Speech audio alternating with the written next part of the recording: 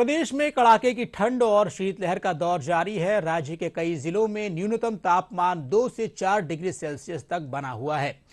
प्रदेश में आज सबसे कम तापमान फतेहपुर में -1 डिग्री सेल्सियस दर्ज किया गया। इसके अलावा जयपुर के जोबनेर में 0.9 डिग्री, करौली में 1.3, फतेहपुर में 2.5, संगरिया में 3.4, अलवर में 4.2, वनस्थली में 5, पिलानी और भीलवाड़ा में 5.4, जालौर में 5.6, चित्तौड़गढ़ में 5.9 और राजधानी जयपुर में 7.8 डिग्री सेल्सियस न्यूनतम तापमान दर्ज किया गया।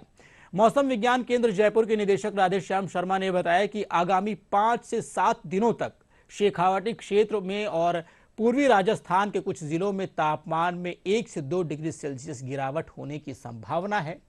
वहीं 20 दिसंबर से पूर्वी राजस्थान में कुछ जगहों पर कोहरा भी छाया रह सकता है।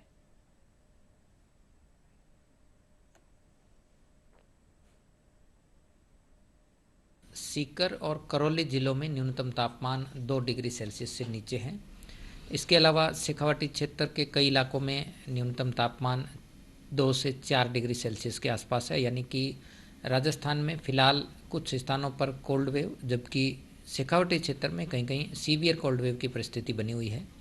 हालांकि पिछले 24 घंटों में न्यूनतम तापमान में हल्की बढ़ोतरी दर्ज हुई है। आगामी 5-7 दिनों में भी राज्य में चल रहे कोल्ड वेव और सीवियर कोल्ड वेव का दौर जारी रहेगा।